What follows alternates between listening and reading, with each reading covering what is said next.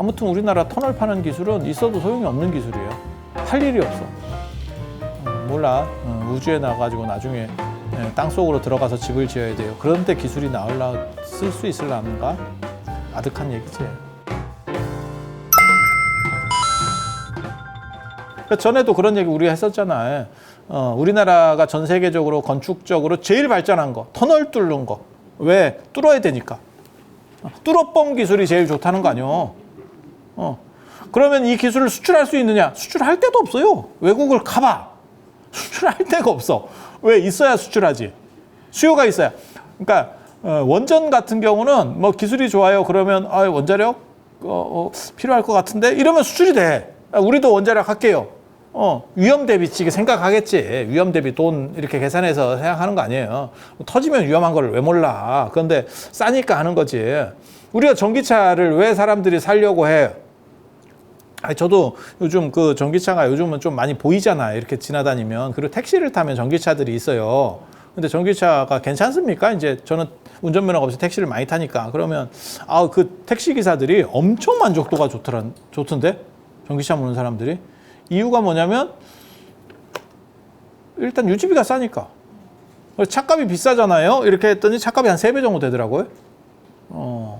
3배 정도 되더라고요. 근데 이제 정부 지원금 좀 받고 자기네들이 받고 근데 자기네들은 택시니까 한 3년 정도 뭐 몰면 그게 거의 빠진대요. 그러니까 할만하지. 근데 이제 일반인이면 그걸 언제 뺄 수 있느냐를 생각해 봐야지. 그리고 그 사람들이 얘기하는 건 이제 소모품비가 안 되니까 타이어 값하고 와셔액만 넣으면 되니까 뭐 엔진 오일 갈 것도 없고 엔진이 없는데 뭐 오일을 뭘 갈어. 이제 이렇게 되는 거지. 그래서 이제 계산을 해보겠지. 택시는 제가 보기에는 그쪽이 맞는 것 같아.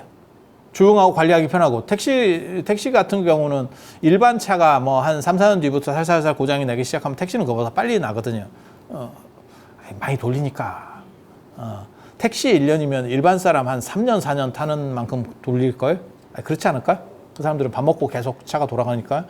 그래서 택시는 그런 부분도 많이 있는데 그게 다 문제가 없어지니까. 일반 사람도 생각을 하겠죠.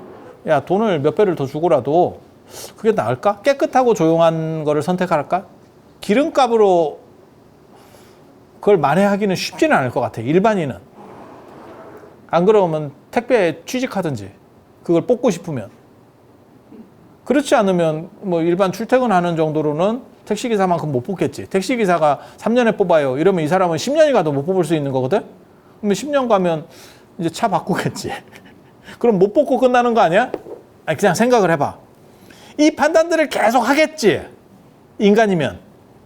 그러니까 목돈 넣고 푼돈으로 이렇게 조금씩 기름값으로 세이브를 할 건지. 그러면 기름값이 지금은 뭐 2천 얼마씩 하지만 또 갑자기 또 뭐 오일이 폭락해요. 지금은 기름이 쓸모가 없었어요. 뭐 이러면서 또 막 또 내려갈 수도 있지. 전에 마이너스까지 내려갔으니까. 기름값이 마이너스까지 내려갔으니까. 야, 나는 내 살아생전에 마이너스 기름값을 본다는 게 너무너무 충격적이었었어. 우리 어렸을 때 진짜 제 머릿속에는 뚜렷하게 기억이 남는 사건이 있거든요. 그게 석유파동. 오일 쇼크. 그때 우리 집이 망했어요. 그때 안 망했으면 인생이 바뀌었을 거야. 우리 아버지 사진에 보면 그거 있는데 우리 아버지가 제일 좋아하는 사진. 박정희 대통령이랑 악수하면서 찍은 사진. 그 수출 많이 해가지고. 그러다가 그 이제 오일 쇼크 때문에 그게 다 날아가는 거거든요. 이게 되게 재밌어.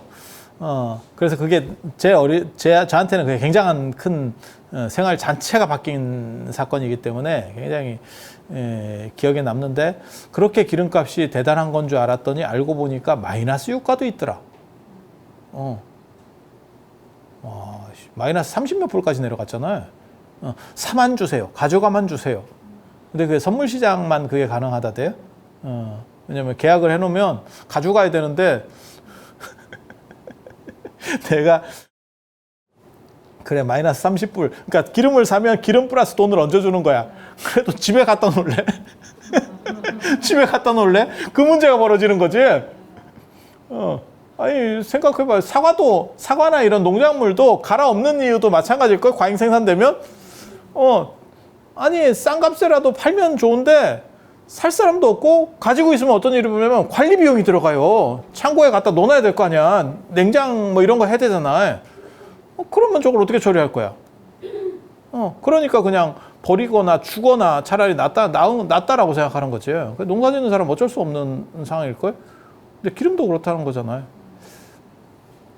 그래, 그 마이너스 참 유가를 보면서 내가 굉장히 세상에 이런 세상도 있구나 라는 생각을 했는데 또 갑자기 또 푸틴이 또 한번 해주시면서 기름값을 막 또 떡상을 시켰잖아. 행복해요 이러면서 푸틴은 기름값으로 그 전쟁비를 내고 있다던데 기름값 올려놓고 그래서 쉽게 무너지지 않는다는 거예요. 전쟁을 하면 원래 돈이 많이 드는데 러시아도 엄청난 산유국 있죠. 그다음에 가스 수출 많이 하고 땅만 생각을 해봐. 뭐 쟤네가 개발을 못해서 그렇지 개발만 하면 어떻게 보면 저 중동보다 훨씬 많이 나올 것 같은데. 그래서 저런 세상이 또 오니까 그래서 또 만약에 기름값이 또 떨어지면 굳이 전기차를 내가 왜 샀을까? 이런 생각이 또 들 수도 있겠지.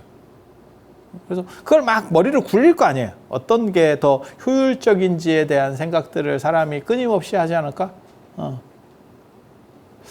근데 아무튼 우리나라 터널 파는 기술은 있어도 소용이 없는 기술이에요. 팔 일이 없어. 몰라. 이제 우주에 나가가지고 나중에 땅 속으로 들어가서 집을 지어야 돼요. 그런데 기술이 쓸 수 있을란가? 아득한 얘기지. 그래서 그런 정도? 그리고 그거는 맞는 것 같아. 기술을 많이 개발하고, 많이 쓰면, 쉽게 말해 투자가 많으면 발전하는 건 맞아. 그건 내가 100% 했다니까. 내가 중국 가갖고 그거는 느낀 거예요. 중국 KTX가 우리나라보다 훨씬 좋아. 제가 타본 바로는 훨씬 좋아. 좋은 이유는 중국은 그걸 다 깔았지. 전국에. 중국 전국에 다 까는 거하고 우리나라 전국에 까는 거하고 비교가 안 되지. 처음에는 문제들이 생겼겠지. 우리가 마치 건설했을 때 예전에 아파트 5층짜리 하나 짓고 무너진 그 와우 아파트의 기억이 있잖아. 5층짜리도 못 져가지고 5층인가 그때 와우 아파트가 5층인가 4층인가 그래요. 제 기억에. 우리는 그때를 살지는 않았지만 여러분들은 아마 그때 살아 있었을걸요? 그게 60년대 얘기일 거예요. 아마 와우 아파트가. 맞을걸? 그거 무너졌어요. 산풍처럼 그냥 무너져 내리는 사건이에요. 그렇게 시작을 했지만 지금 우리나라도 건설에서 세계적으로 올라오는 게 많이 치우니까 이제 노하우가 쌓이는 거죠. 중국도 마찬가지지. KTX 처음 했을 때는 그지 같았는데 나중에 타보면 이게 중국계. 우리나라는 저 같은 경우는 기차도 엄청 많이 타거든요. 타보면 기차 안에서 책 보기도 쉽지가 않습니다. 뭔 놈의 기차가 이렇게 흔들리는지 밑줄을 긋잖아. 이게 그림으로 갑니다. 중국이나 인도는 훨씬 안정적입니다. 중국이나 인도 기차가 훨씬 안정적입니다. 제가 타보면. 그러니까 한국 KTX 기술은 내가 보기에는 그냥 거지 같아. 그리고 그렇게 되는 이유 중에 하나는 시공할 만한 데가 우리 거의 끝났지. 거의 끝났죠. 몰라. 전국도를 한 바퀴 이렇게 테두리를 돌리나? 이거 외에는 거의 끝났는데 지금 특별히 더 이상 할 데가 별로 없는데 진동 무진장 심합니다. 진동 진짜 무진장 심해. 그러니까 기술이 좋으면 이렇게 편안하게 가는 거거든. 차도 마찬가지잖아. 싼 차가 진동이 심하잖아. 똑같아. 그러니까 기술이 떨어지는 거예요. 내가 보기에는 기술이 떨어지거나 아니면 누가 해먹었거나 둘 중에 하나예요. 특히 저 강원도 가는 건 진짜 진동 심해. 저는 KTX 안에서 책에다가 밑줄을 긋고 있기 때문에 제가 그걸 정확하게 압니다. 어떤 구간에서 이게 진동이 심한지도 알아.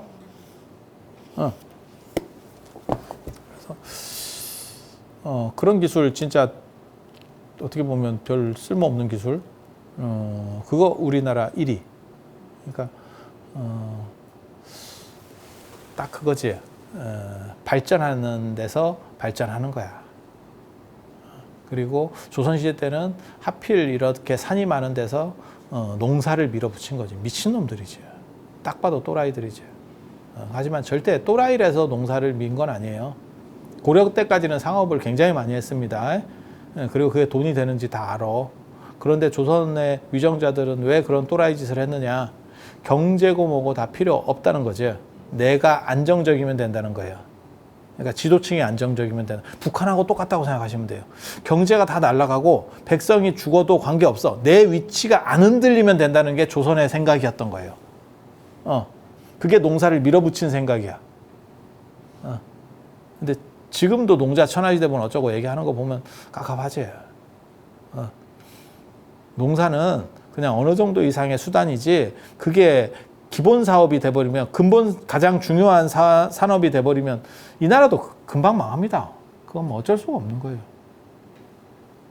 그래서 조선의 위정자들이 몰랐다고 생각하지는 마세요.